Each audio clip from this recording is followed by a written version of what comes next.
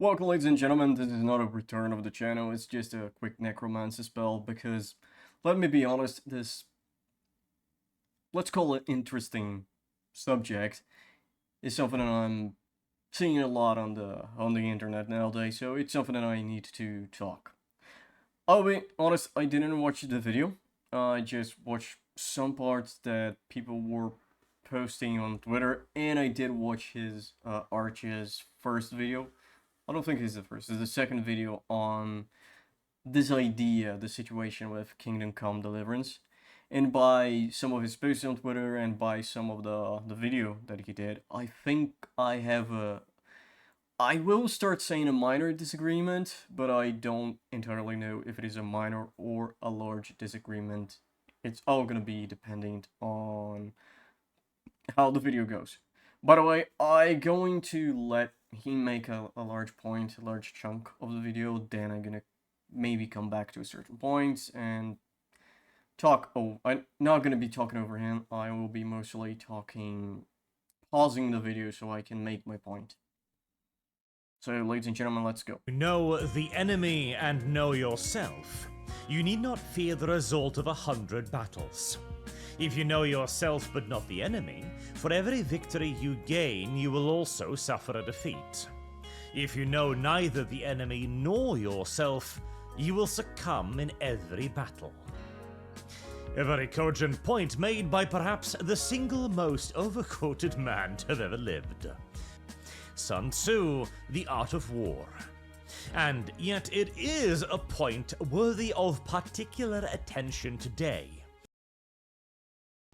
I also want to make a quote, now not from any famous philosopher, but from Arch itself. That is a situation where I see it a lot in the woke, anti-woke, or whatever he wants to point out, the positions in the culture war by itself.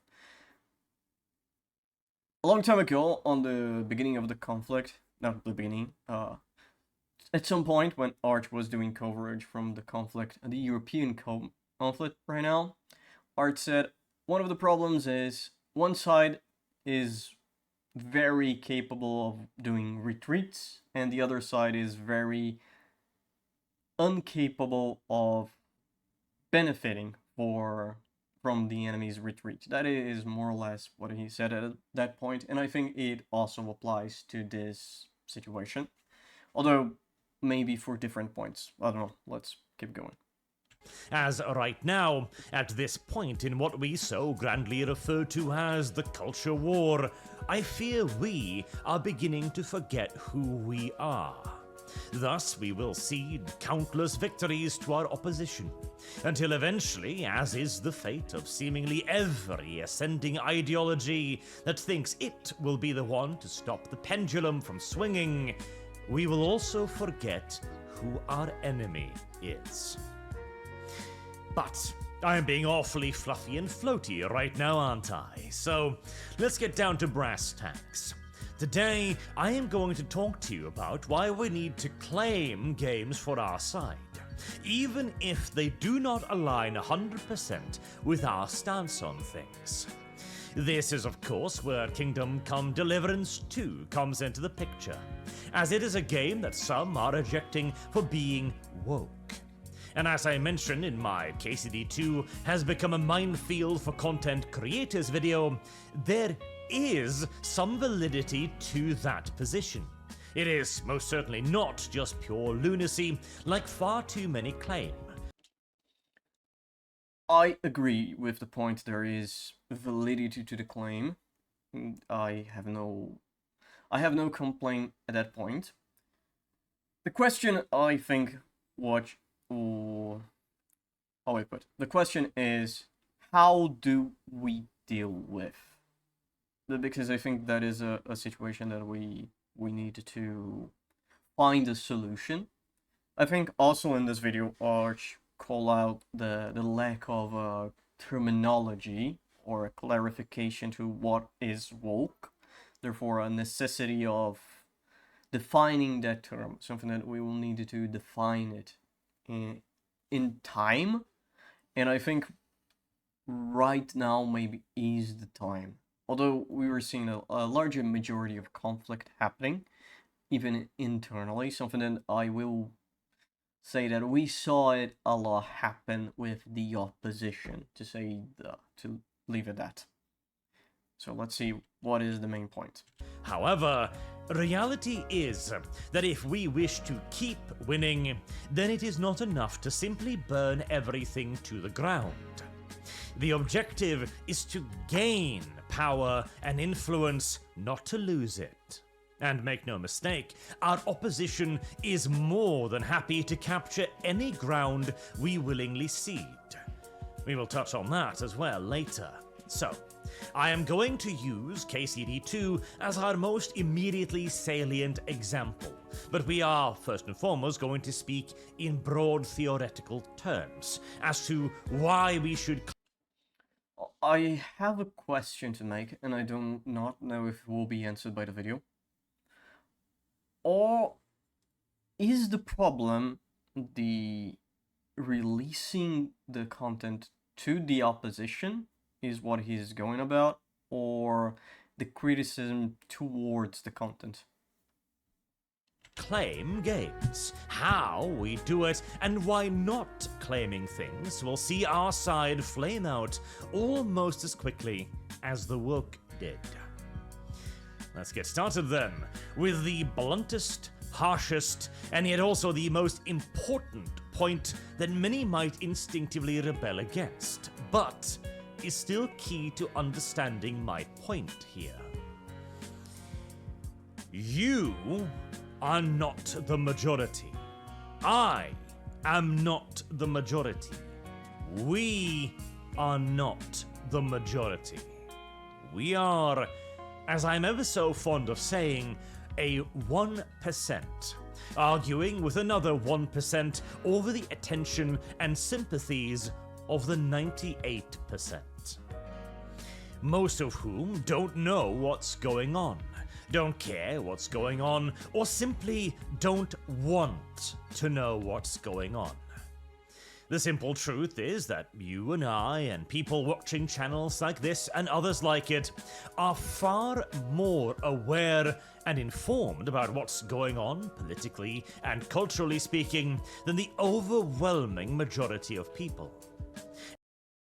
I don't think I like the 1% versus 1%, because it becomes very hard to granulize. I think that would be the term. The situation. So if I had to put a number, I would say it is 6%, whereas 3% fight against 3%. And like if you place on the usual table, like 6% from 1, 2, 3, 4, 5. Let's say 1, 2, 3 from the left, 1, 2, 3 from the right. How more to the center you are is even would be the how focused you are, and maybe this will come later, because right now even we have persons from let's say our 3% who are very inclined on burning any part of that 3% to because they believe they achieve a victory. So in a way, I do agree that we need to be careful, but from what I saw outside, I do not know exactly if our points will align outside this. And I am not saying this to stroke anyone's ego. In fact, I am saying it as a warning. As whilst, of course, this has bright sides, in that it allows us to shape culture, knowingly so, and to guide the 98% in a direction we want them to go in. An endeavor we have been quite successful in so far. But it also means that we are only the 1%. Even as our ideas become more widespread and accepted, we remain just a 1%, a tiny minority. And we run the risk of forgetting that simple fact, and instead beginning to act like we are the 98. Like we have already won and can now simply dictate where we wish the majority to go. even as we conduct ourselves in any manner we so please. This is squarely so what happened with the left, with the now quite famous article, "Gamers are over. Gamers don't have to be your audience." An unfathomably rich statement from a games writer on a site called Gama Sutra, with the tagline, "The Art and Business of Making Games." This kind of utterly divorced from reality take, so completely unreasonable that it took most of us years to fully understand just how bad it was, could only come from a position of absolute self-assuredness, of the absolute knowledge that one is in the intrinsic right and may now simply dictate to others.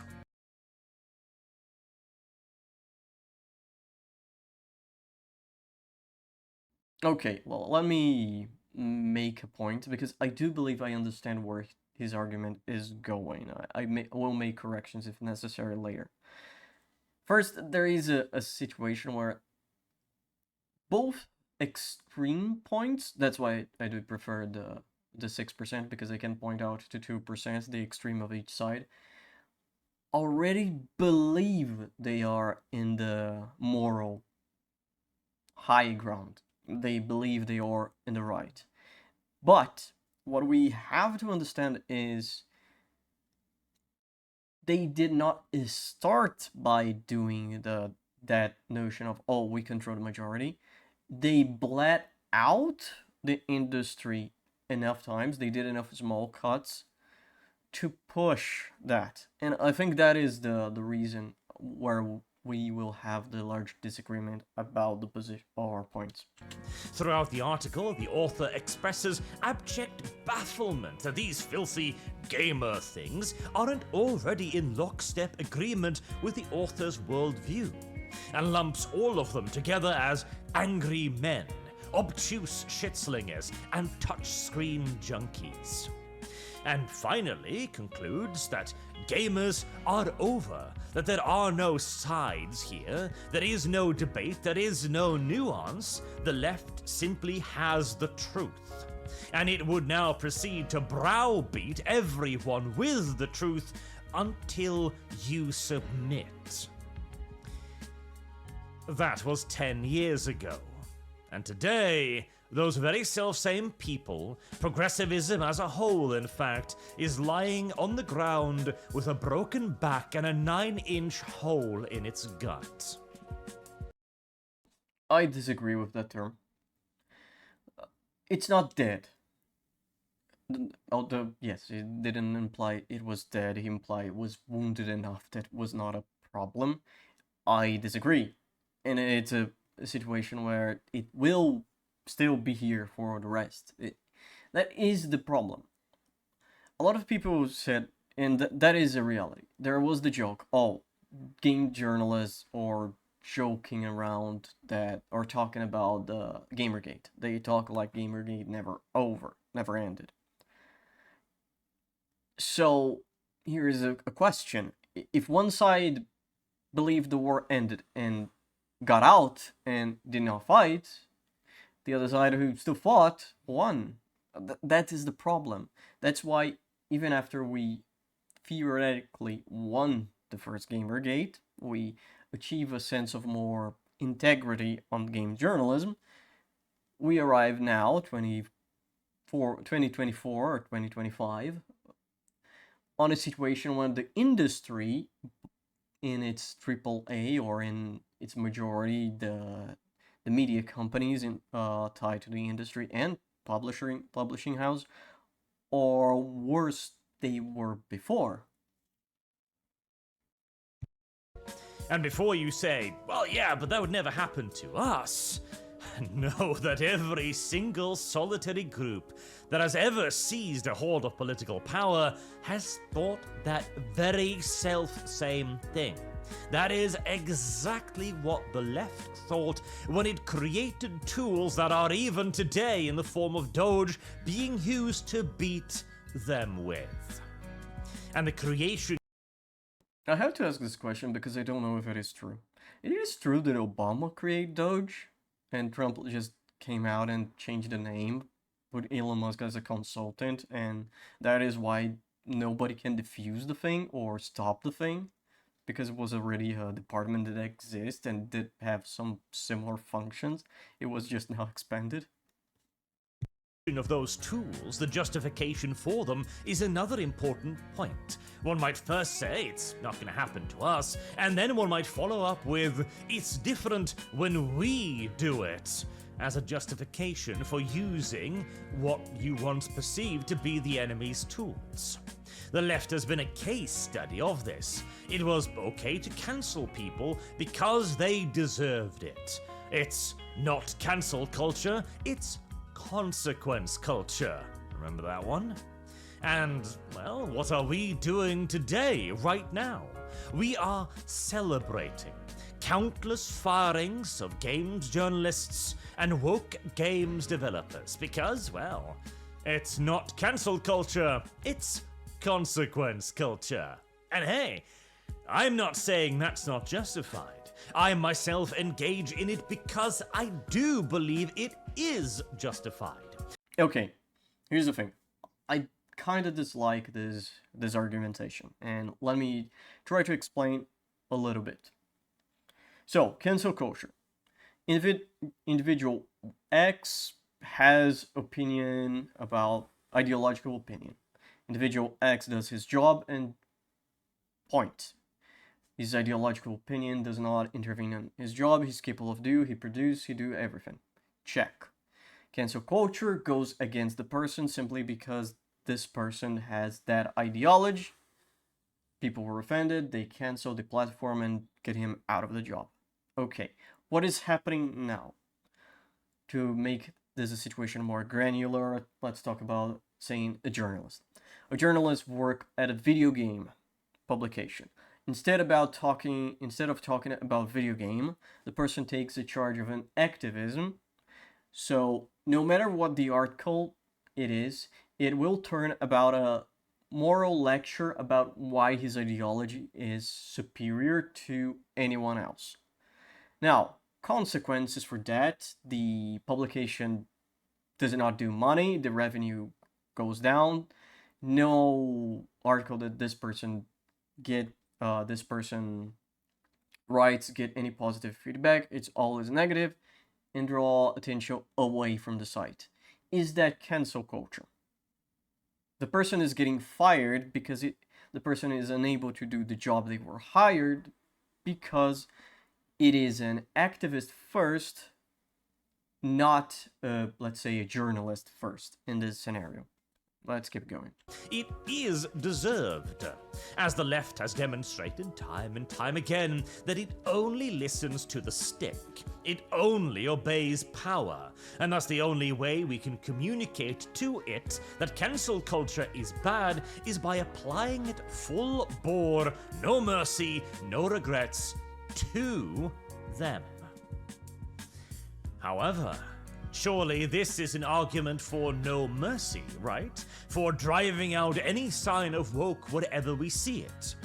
Perhaps, to a degree, but we must then also ask ourselves, when does justified retaliation transform into abusive malice? Well, as it just so happens, we do have a previous example of just this. See, the left did not spawn cancel culture out of thin air. It too once thought, well, they did it to us, so let's do the same in return. As way back then, it was things like the Satanic Panic, where 12,000 various accusations of satanic sacrifices, of cultist activity, etc., were lodged against various individuals and groups. And these were only the ones that we could discover later, and 0 of them were actually substantiated. And I'm sure you can imagine the damage that would have been done to someone's reputation and their social standing in the 80s if they were accused of being a Satanist. Or let me counter this argument, and again, that's why I believe the 6% point is a little bit better than just the 1 against the 1.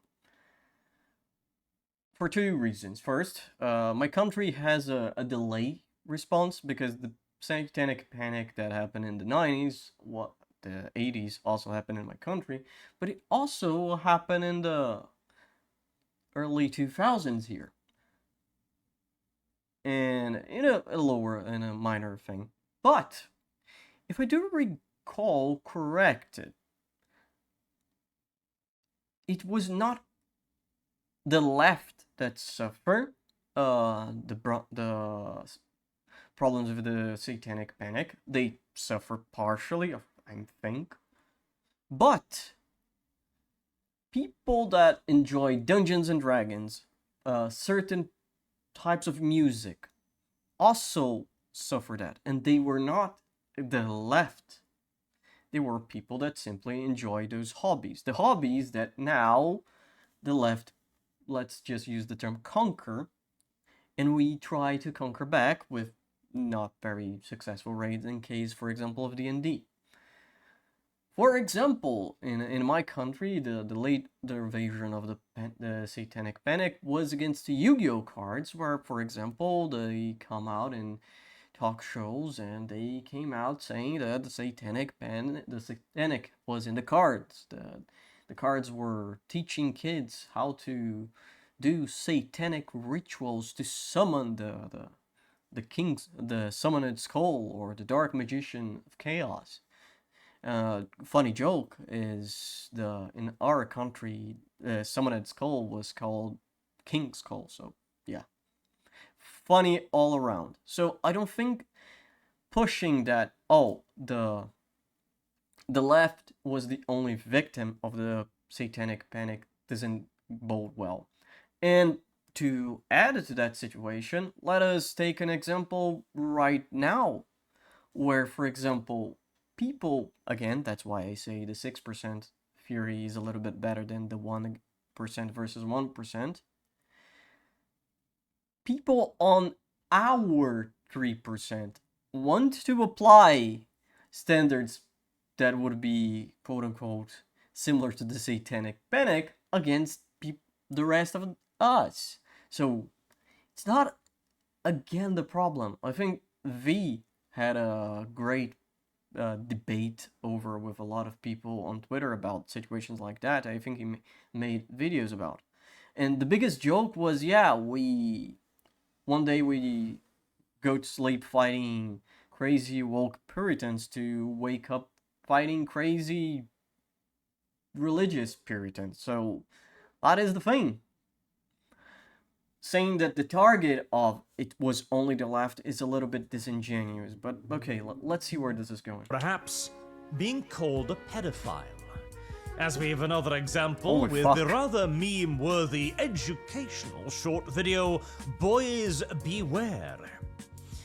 This was a video intended to be shown at schools to warn young boys to stay away from predatory homosexuals who would convert them all to buggery.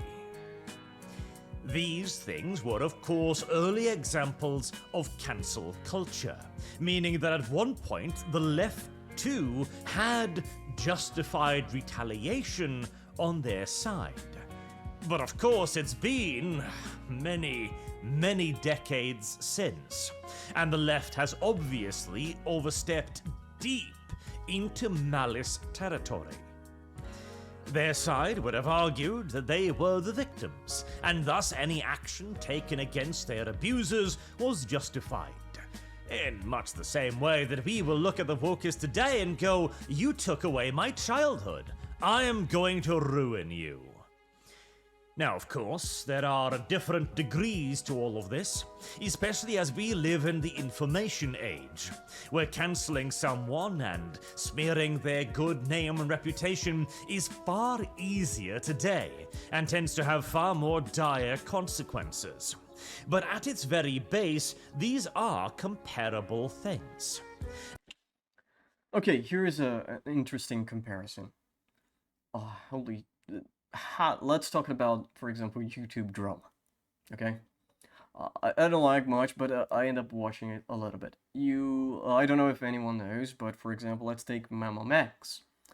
He was a guy who made edgy videos about pedophiles, let's use the morally accepted YouTube term PDF files, allegedly, and turned out that his content was shit. Now,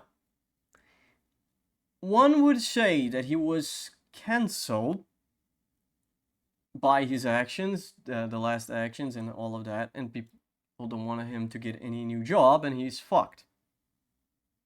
Now, in reality is the difference between cancel culture and what is happening right now is it's not that cancel culture want you to stop existing. We're gonna deplatform you. We're gonna take your right to speak. We want to take your right of banking. We don't want you be able to get a job at McDonald's. Instead, if you go out and go do something else that you can do and it's not a problem, it does not affect other people, or it doesn't have the same effect that you did, it doesn't damage, go right ahead. In Memo Max, why I say that is the case is because a lot of people were put in defense later on the situation when he got a job in a shelter for kids. The problem is people went after him later, and that's where the situation gets a little bit muddy, because a lot of people showed proof that he was not only working as, I'm gonna teach kids how to edit films, how to make movies or stuff like that, because this is something that he was good at it. His editing style was good at it. So if he goes in the shelter and only did that, fuck it, go. You're taking your thing and helping kids, really. But a lot of people show the point that he was doing paralegal aid, which in his case, with his knowledge of legal terms coming from ChatGPT, we arrive at a larger problem. So that is the difference. Cancel culture wants you to stop existing until you walk the line that they want. The situation with right now the anti-woke is, unless you're incapable of differentiate your job from your activism, you are free to do whatever you want. Wait, I think I misspoke here. If you are capable of separating your ideology from your job, then you're free to do whatever you want. There, I think that is the correct version. I'm not gonna be cutting anything, I'm gonna leave the situation raw. And so we must ask ourselves, are we beginning to cross over into the territory of abusive malice? Well, are we? Not yet. We're not, I would say. Quite confidently so, in fact. But how can we know this for certain? Well, we can tell by whether or not we have the 98% on our side. Right now, the majority is absolutely with us. They cheer along loudly when journos and DEI games developers are fired en masse. And since the average human, simply from evolution... And that is the thing, for example, if all of those guys who got, guys and girls and whatever, got new jobs, I don't know, let me see something, I don't know, modeling, doing sculpture, all of they open a gigantic California coffee shop. That's fine, we don't care about it. While in the cancel culture argument, they need to not have access to a banking account. Side tends to be very sensitive towards shows of oppression or unfair treatment. The very fact that we have the majority with us is a clear indicator that we have not overstepped, at least not in that regard. But we can also... I just like this idea of the majority dictates what is right, because the majority takes time to understand what is right or wrong, and without checks and balances, the majority doesn't work very well. Also see one point in which we have already moved a foot wrong. This is, of course, finally, where I bring up Kingdom Come Deliverance 2. This is a game that has a 92% positive score on Steam. It's sold over 1 million copies and is, by any metrics, an enormous success. Now, for the sake of argument, let's say that the developers have indeed gone woke. And right now they are working on a Kingdom Come Deliverance 3 that will make Dragon Age Veilguard look positively Alex Jonesian by comparison. Should we, with this knowledge, try to cancel KCD 2? The answer is no. Even assuming every one of our worst suppositions were true, Hans was designed by the developers to be 15 and be butt bothered till he gushed. Even assuming Musa of Mali was put in the game solely to denigrate Western culture, the answer is still no. But why is that? Surely that is kind of, goes against the whole thing about no mercy, no regrets, no regards for the woke, right? You may even well argue that this is unprincipled. Well, I would disagree. But I have taken a page out of Vorscha's playbook, yeah. My principle is to win. Principled failure is worth dog shit. Well, I'm not taking it quite that far, but Kingdom Come Deliverance 2 is a single battle in a conflict that has already lasted for 10 plus years. I think that is where the argumentation we're starting to diverge at the positions.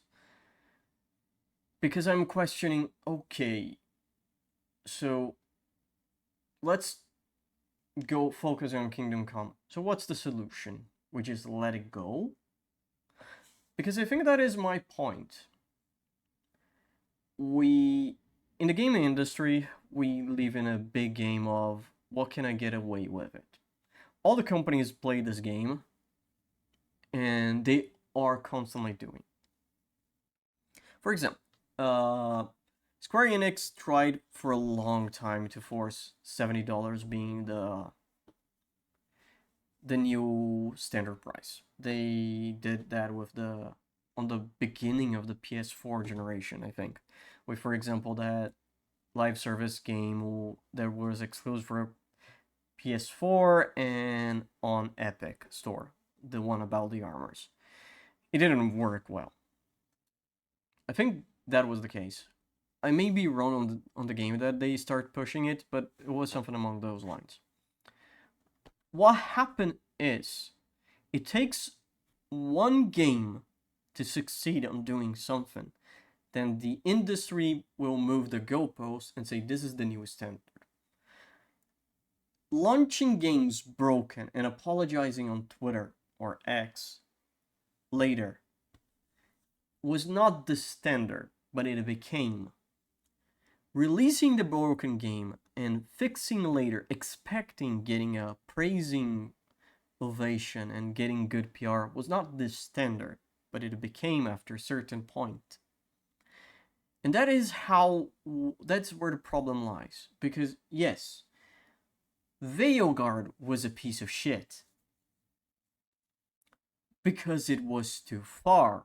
In the same way that Square Enix trying to push the $70 as a new standard didn't work, and people rejected in some parts, and it didn't become. But Modern Warfare, a couple years later, pushed that idea to the point that people, for example, Big Fry, who is a very good defendant, like a advocate for consumer rights, was defending Modern Warfare costing $10 later, even using rumors of, because $10, we gonna have a skip on the next year. Call of Duty will have a 1 year gap now. Or like saying that because of that, the next Call of Duty will be a better game because we are paying out $10 more. And then, of course, the normalization of that argument, it's just $10 more. In reality, because that game passed the $10, it became, in the majority, in Arch's case, the 980%, in my case, the 94%, except that has the new standard, they swallowed the blade here, the sword, it ended up going there. And that is the thing. If you don't call out that, for example, this point of, the game is good, but it does have woke parts on it, and we have to point out that we want next game to not have those things in a way that it forces to get it out, we have a problem. And that is one of the things. I saw a lot of people not allowing that the criticism that there is woke parts being let through. And to give an argument about, the criticism works, I will point out, for example, Pathfinder, Wrath of the Righteous. It had a DLC policy that was the normal ArchCast DLC policy, with most of the content being outside of the main quest, and people didn't enjoy that. And the complaints and the criticism over, the content is not connected. And for example, in my case, if I'm correct, I may be wrong on that one. I don't know if they change. The last DLC they did, not the masks one, the one with the archetypes, mainly was a campaign outside, but I bought it only for the archetypes. So you have that interesting situation. Back to it. And will likely continue for another 10 years at least. Not to mention fresh enemies on the horizon. This is very much so a strategic decision. Were we, the 1%, to attempt to cancel KCD 2, we would expend tremendous amounts of social capital, and probably to absolutely no use. By attacking... That is the point, we don't need to cancel it. We can say the game is good, but there are negative points about. And that's why I see the negative of it. It's not a binary decision. I know the irony of this. It's not a binary decision of we have to adore the game or cancel it. We can say, yes, the game is good, it has our values, but we are seeing the signs of the infection. So we better be aware of it. For example, the comments of, no, it was always that way.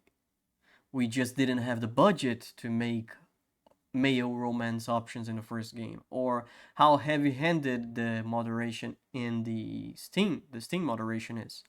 So yes, we can say something is good and apply and go on and talk about the flaws. We also can say something is bad and talk about the merits. Attacking something that 92% of people love, we would near certainly appear to them as Anita Sarkeesian appeared to us. A crazy woman bitching about Batman's cape being a sign of the patriarchy. It's poor ground. Exceptionally poor ground. Worse still, it is ground overlooked by our enemy, who have already moved to try to claim KCD 2 by declaring it a more diverse game. Our opposition has already staked their position, and if we were to simply throw ourselves at their battlements, then all we would do is give them ammunition. Again, we don't need to throw ourselves at nothing. That is the point. The idea of, yes, the game has problems, and we needed to point it out. And I'm not even saying that just woken or not woke. I'm saying that about everything. Like, even technical issues of the game. A lot of people are being incapable of doing that. I remember, for example, on Starfield release, Upper Echelon, someone who is somewhat related to this conversation now, people had to pry off of his hand any criticism about Starfield because he was glazing the game on his first video, who could be interpreted to many people who watch him as a review. He just again criticized people who were talking about the negatives of the game in the cultural art sense. All we would do is appear ridiculous. Just like they gave us ammunition and appeared ridiculous to us at the start of Gamergate. It will allow them to show us at our weakest to the 98%. This is why it is far superior to instead stake our own claim. And the best part is, we don't even have to do anything. You don't have to buy KCD 2, you don't have to play it, you don't even have to argue for it. If we do nothing, KCD 2 is a game set in a Christian medieval Bohemia, where the local whites are squabbling over hereditary European titles. And the diversity argument is an incredibly unpopular, near universally disliked dude that you don't even meet until you're 3/4 through the game. There is no reason to not just take the W here, instead of attempting so hard to forcibly turn it into an L. Furthermore, if we do indeed assume that the developers have taken the first step on the slippery slope to damnation and wokeness, then I will remind you of a quote from Napoleon. Never interrupt your enemy when he is making a mistake. If Kingdom Come Deliverance 3 comes out and half of Bohemia is sub-Saharan black, and your only romance options are Billy Bob and Salahadin, well, we will cancel it then. You can even climb... Okay, so hear me out. Instead of letting they make the mistake, in the next game, in Kingdom Come Deliverance 3, why we don't simply go out and say, hey, Kingdom Come Deliverance 2 is a good game. I enjoy it, it's fun, but there are those very problematic aspects on it.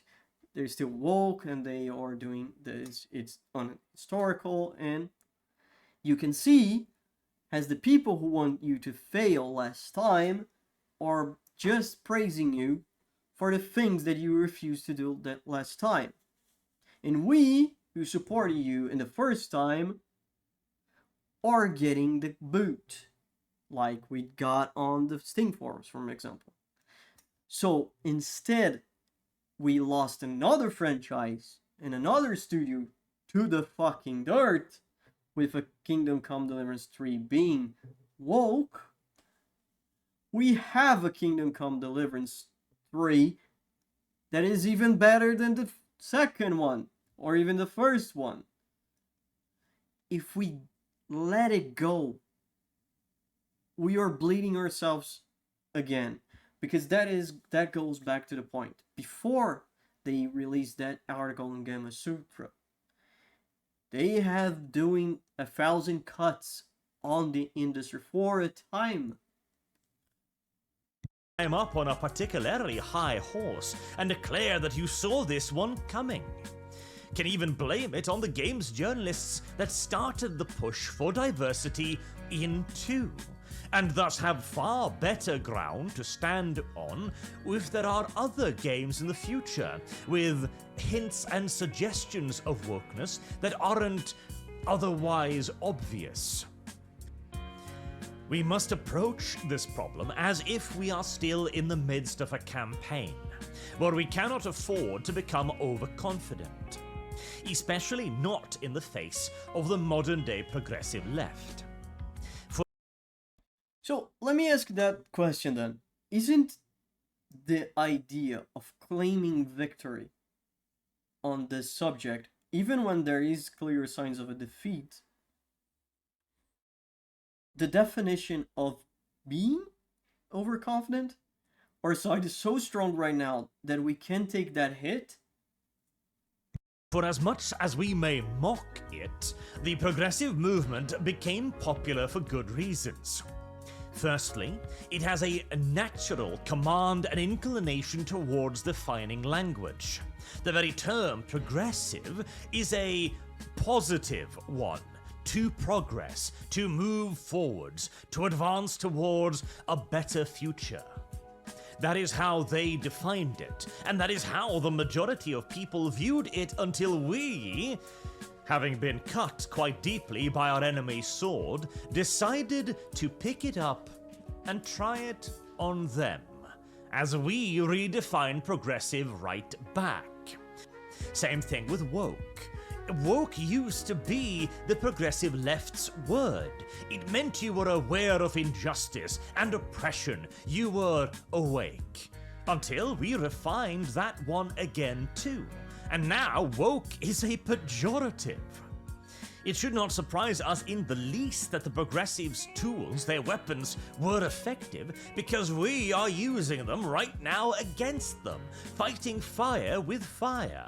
We should be the first to recognize just how good the tools are and how dangerous the opponent who initially made them is.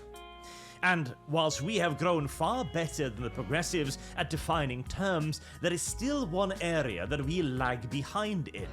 Namely, that the progressives have a doctrinal and natural inclination towards seizing castles.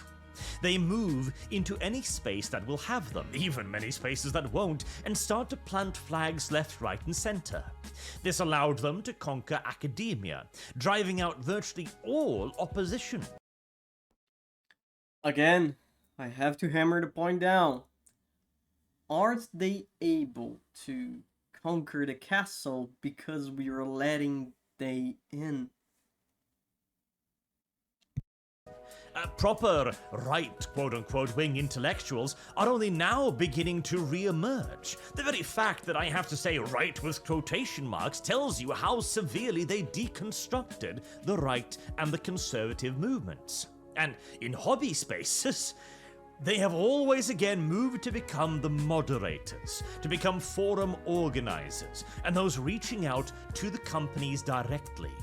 It's been ages now, but one of my old foes was a Facebook forum called Feminist 40K. As the name suggested, they were a pro-feminist 40K forum. And practically the first thing they did was contact GW directly, even getting GW's permission to use the old 40K logo for their own merchandise. Can you even imagine the sheer degree of self-entitled assuredness such a move must take? Oh yes, my sub-5K Facebook group is totally worthy of not just talking directly to Games Workshop, but to take and sell their IP? Do not underestimate these people, even when they fail. As Feminist 40K did. It has not been active since 2022 and peaked at just over 5,000 followers. And I'll be so bold as to claim some of the credit for that. But the point is that our opposition will try damn hard to take any ground they can, even when the ground is in direct opposition to them. Like this, for example. Before he goes on a point of... What? Marvel, right? Okay. Before he goes on this point, yes, but... Again, if we don't point it out, if we don't call out,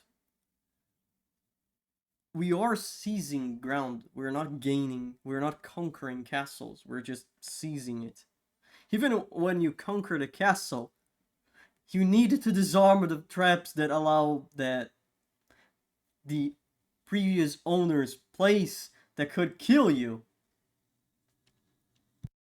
Marvel Rivals is pretty much the precise opposite of everything the progressives value, not just as a game, but as a Chinese product. And yet, they still find just an inch to take in. I don't get that point. Don't the California progressives and all of that, like, venerate China? So, yeah, we take credit because it's a fun game and it had hot characters on it. They would take credit because it's a Chinese product made by their overlords. Didn't the governor, mayor, something like clean the entire streets of their shithole of a city for the Chinese leader or something? Took like make a parade in the country? Am I missing something here? Isn't California more or less like a sub-colony of China right now? In the hopes of getting a mile. This is something that we are not very good at. In fact, we are very even when they a Chinese product. And yet, they still find just an inch to take in the hopes of getting a mile. This is something that we are not very good at. In fact, we are very, very bad at it, as we are in full defense mode. We have grown very sensitive to anything that even has the slightest suggestion of wokeness. A female character is wearing too much clothes. We start to wonder if there is a political reason behind it. We look at a female character with a strong jawline and think, did they intentionally uglify her? We see a black guy in a video game and we think, was he placed there for a reason or to tick a box? And in many cases, this is a justified paranoia. The war on redheads, for example, is real. It isn't just that they happen to constantly race swap redheaded characters. It is a part of a wider agenda. It's not a simple coinky-dinky-winky that Microsoft's image-generating AI decided to diversify the World War II Germans. This is an agenda. We have seen it, we have identified it, and we have corroborated it time and time again. However, there is a point when due sensitivity becomes too sensitive. Like this one that I mentioned on Twitter a while ago, where we see a rare Stone Toss L, because no, Half-Life 2 was not a woke video game. And trying to argue that the subversion of gaming... I think the idea right now is a problematic situation where back then, political was not in-game. You could have political messaging, not political agenda. That's why you can say, oh, it had characters that were diverse and that was not a problem because the characters were not preaching... the characters were not preaching an ideology to you. You're not paying like $70 to get a 80-hour lecture about why white men bad and California censorship good. I think that is the situation. Back then, we didn't have that. The media was not over political. But hey, that's just my theory. A stupid theory. Entertainment and culture in general started with it, all the way back in 2004, is no different than the wokeists looking at it and saying, well, actually, this is a story about colonialism, you see, with the natives, earthlings, rising up against their colonial oppressors. It is beyond a stretch, and serves only to try and label something as either in opposition or support to you. But whereas the left virtually always argues support of their cause, like Star Trek being a communist paradise, and Starship Troopers being an example of how bad fascism is, we tend to argue in opposition to ourselves. I don't exactly think that is the case.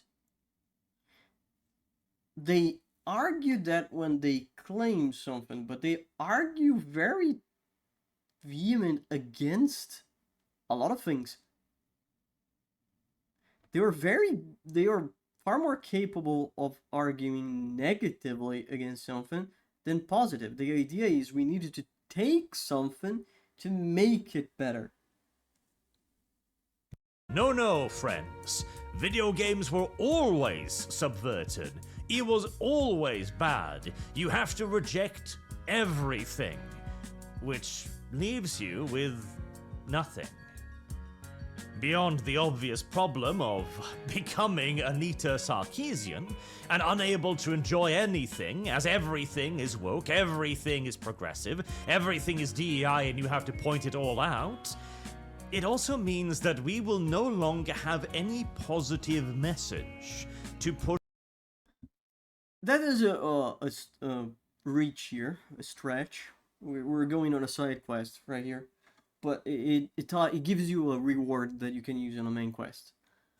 Anyone remember at the time that it was okay to enjoy watching a bad movie? I don't remember what is the name. I think it's You're Fired. I think that's the name of the movie. I like the movie. The movie's shit. I can 100% admit the movie's not great. But I like the movie. I have fun watching. And if anyone comes out and said, oh, but that part's stupid. Yeah, I completely fucking agree. But if the movie's on the TV and I pass it by, I will sit down to watch. And that's the thing. A product is not your own personality. It's not yours. Holy shit, sorry. The product is not yourself. You can't criticize without damaging your own idea of self. That's where I think we are having a problem in this argumentation. Because yes, you can still say that that game, movie, or whatever is bad. And there is stuff that I like on it. And you can even say the thing is good. But those things are not good. Push to the 98%. This was the error that the left made. Their original message was, hey, racism is bad, sexism is bad, and we can fix it. And we agreed. Okay, tell us how to fix these things. And then they went on to say, actually, absolutely everything is racist, absolutely everything is sexist, and it's all got to go. This is where we came in with our positive message saying, no, it's not all bad, you're just trying to ruin things. That is the entire fundament of our position. If we simply become the side of the antis, then what are we defending? Why are we even fighting this culture war at all if games from 2004 are already irreversibly infected? And so in conclusion, I say that both for obvious strategic reasons and also simply just for our own sanity's sake, we must be able to claim things. We must be able to seize ground and take command of things, take properties, make them our own, and by so doing spreading a positive message that we are the side of good here. We are on the side of good video games, and whatever imperfections there are in them, well, we will simply point out that, yeah, no, that part was silly. Musa of Mali is a shit character. The women in KCD 2 could indeed be significantly hotter. Things that virtually everyone can agree on, allowing us to remain positive, continue to enjoy something in this world of ours, and also continue to win the culture wars. Anywho,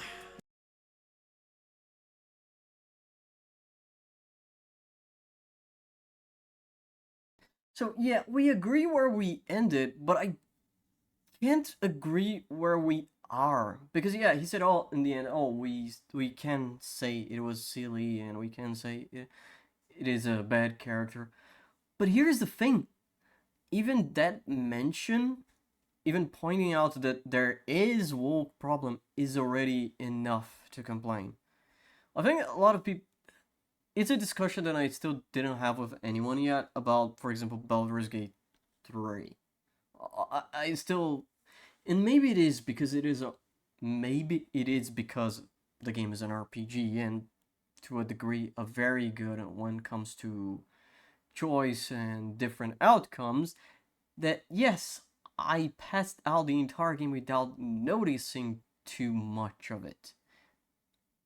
And there was not a large amount of moment where we got shoved the like lecture about 10 to 20 hours of it. But with that in mind, I think the problem is we may agree with the end, but I highly disagree with how he's arriving at the conclusion, simply because the way that I'm seeing the criticism for and the defenses for Kingdom Come and other games that suffering they are getting the same treatment. But I think that's it. And I don't think this is a situation just that should be my argumentation, my idea of even if you enjoy the content, you still have to criticize something that you are passionate about. It's not about only culture war scenarios, it's about everything. Because, like I point out in a couple times in the video, if you do not point out and criticize negative behavior or negative points in the game or things that are bad in a content, companies will just say, fuck it, let's keep going. I use a lot of terms that were not direct involved in the culture war because that is reality. Companies are playing this game of what can we get away with it. And with the DEI and woke stuff, it's the same. They just see how high they can raise the temperature until the frog notice. And we needed to say that, yeah, hey, someone is rising the temperature. So that's more or less it, ladies and gentlemen. I see you next time, I think. I don't know. Yeah, that is it.